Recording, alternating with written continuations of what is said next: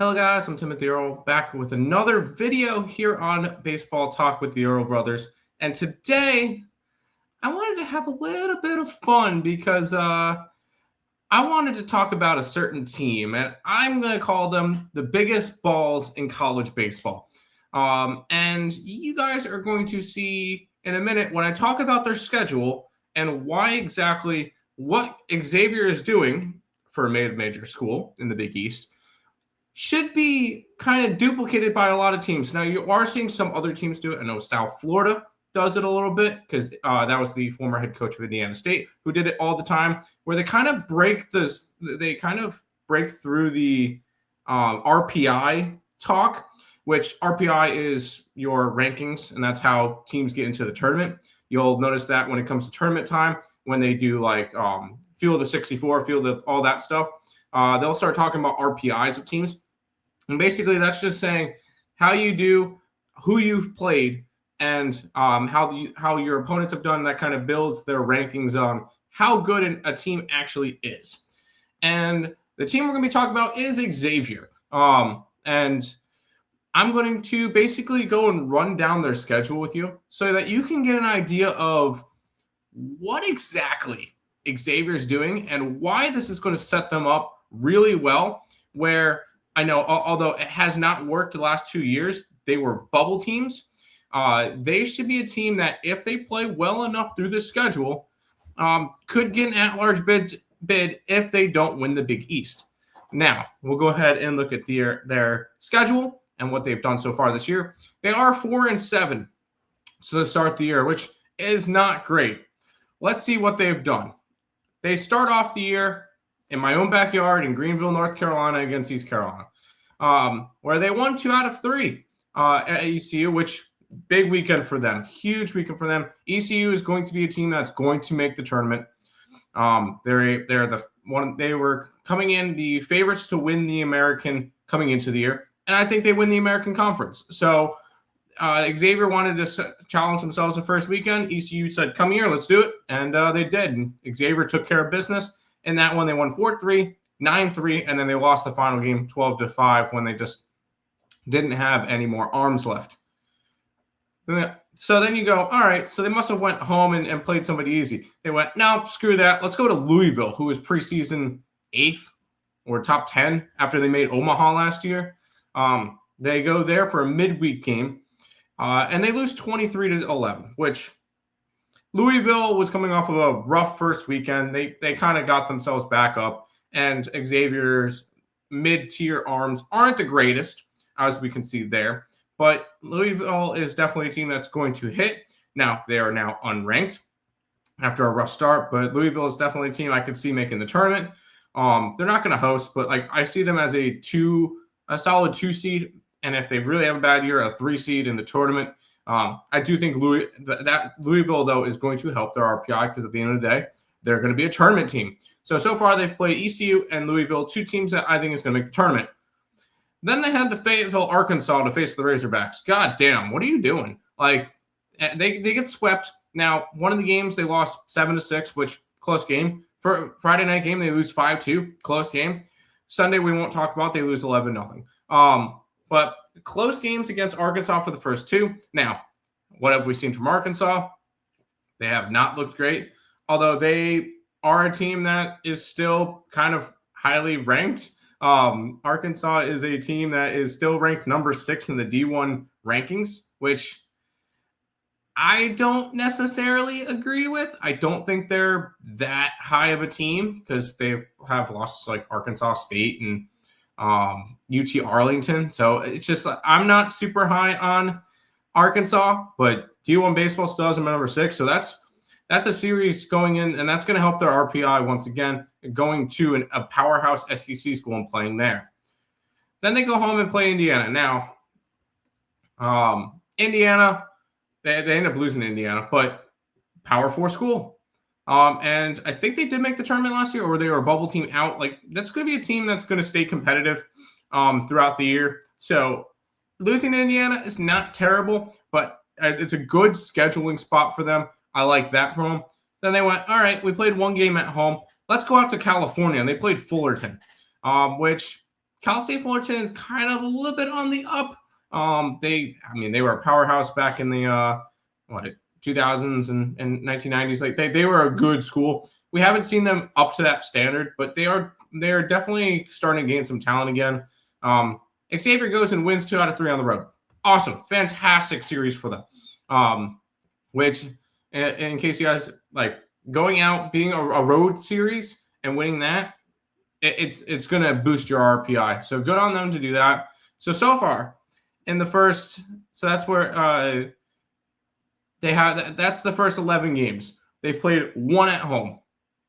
That's definitely going to help your RPI. Then they go, all right, as I'm recording this, on the 4th, they play Ohio State tonight in Ohio State, in Columbus. So they're going, all right, back on the road. Let's go play Ohio State. Once again, Power 4 school. It's got like the core from the Campbell team from a couple years ago because their coach went over there. They were not good last year. I think they're going to be slightly better this year. They've been competitive in some of their games.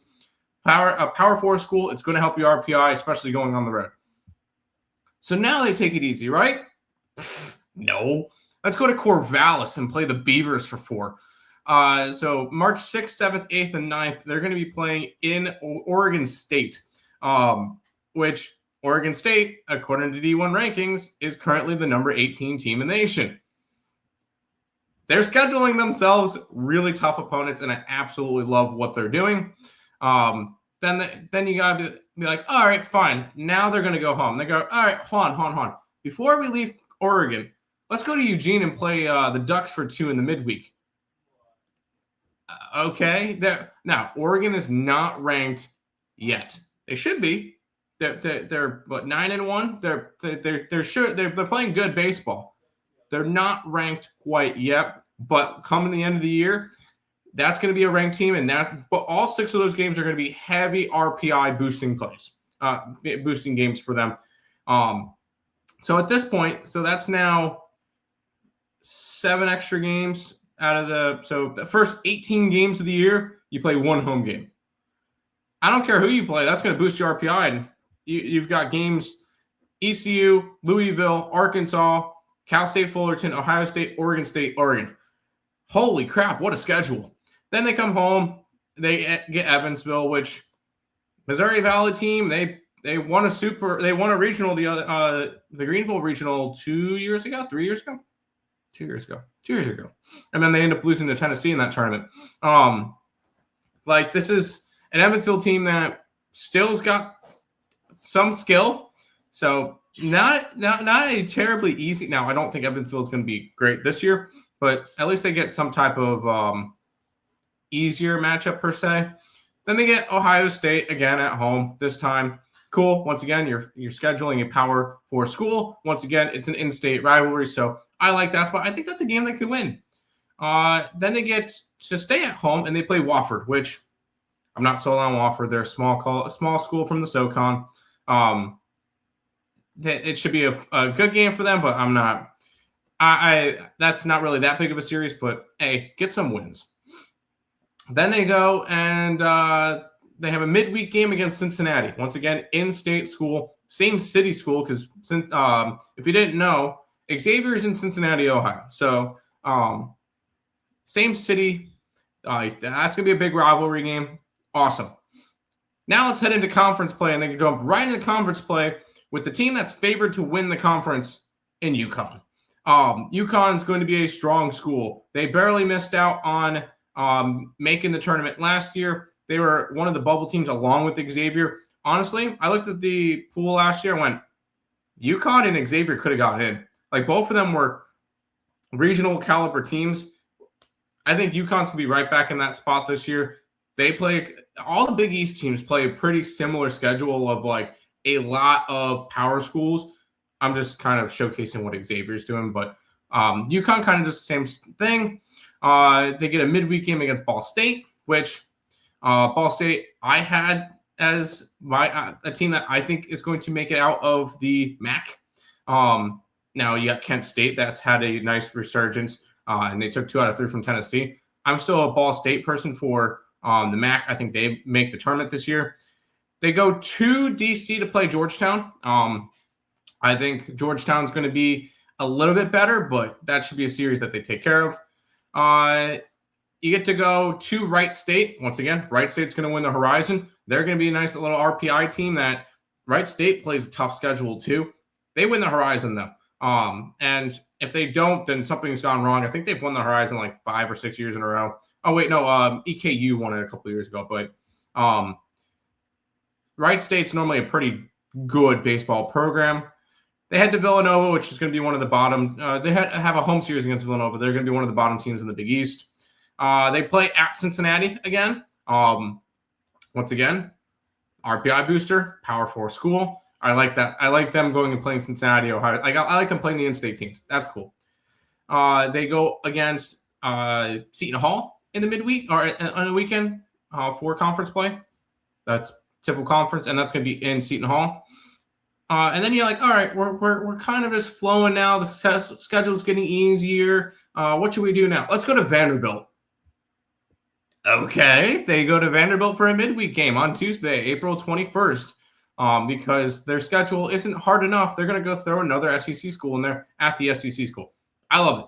Now, once again, I think Vanderbilt's going to be a ranked team. I think they're going to be on a bubble to host a regional this year. And Vanderbilt is going to be another RPI boosting team game for them, even if they lose that game. That's the key. Even if they lose these games, it's still going to help their RPI to play them. So I know you don't like good losses. Those are good losses if you lose to Power 4 schools. They continue their conference play with St. John's. That's a home series. They go and play Miami of Ohio, which is going to be a mid-level MAC team. I'm not high on Miami of Ohio. Once again, I see a couple other teams better in the MAC. Then they go, all right, we're running nicely through conference play. Let's go to Georgia Tech. Okay, Xavier, let's just go to the number 5 team in the country in the beginning of May. Okay, I like it. Once again, another RPI booster. Then they come home and they play Michigan. I love it. Michigan, I think, is the number 3 team in the Big Ten, behind UCLA and Oregon. Once again, another game that's going to boost their RPI. I absolutely love this scheduling from Xavier. They go to Butler. Butler's not going to be a great Big East school. They're not going to make the tournament. I'm not worried about that one. They go and play at Great American Ballpark against Creighton. I love that. And that's part of their weekend series, but they get to play at the Cincinnati home. Love it. Fantastic. And that's a home series against Creighton, which you get Creighton at home. Creighton's another one. It's Xavier, Creighton, and UConn are the top 3 teams in the Big East, in my opinion. And those are going to be, and you get Creighton at home, and I believe you get UConn at home too. No, you go to UConn, which is going to be another RPI booster, but you get to play at least one of the big school, one of the top 3 schools at home, and then you go to the Big East tournament. Now, they should make the Big East tournament. If they don't win the Big East tournament, and they can say like, with the games that they have, I think if they go even 500 this year, they make the tournament. But I will say, they have to do well in conference play. So they get 1, 2, 3, 4, 5, 6, 7 conference series. So 21 games in conference. They need to go 15-7 in conference. If they can go 15-7 in conference, I think they'll have enough of the non-con to kind of put themselves right into a great spot to make a tournament. If they don't win the Big East in general, win the Big East conference tournament and go from there. But I kind of wanted to bring it to y'all's attention because I saw this, and when college baseball schedules come out every single year, the first team I go to, besides ECU, because that's my team, is Xavier, because I love what Xavier does with their scheduling. And I figure I bring it out to you guys and do kind of like a fun little video for you guys of the biggest balls in college baseball, and that is Xavier and their hectic, crazy-ass schedule every single year. I hope this video was fun for you guys, and I hope to bring some more light to college baseball for you guys so you guys can kind of like get more involved. I enjoy college baseball a lot. I pay attention to all the teams. Like I'm big into college baseball, and I hope to kind of bring some of the fun to you guys So maybe you guys might go and, hey, turn on ESPN Plus and, oh, cool. Xavier's playing Michigan or Xavier's playing Vanderbilt. Let me go turn on that game and see what's going on. So once again, I hope you guys enjoyed this video. If you guys want me to talk about any other teams in specific, if you guys have if you want me to talk certain teams, let me know. Leave it in the comment section below. That's going to do it for this video. Thank you guys for watching.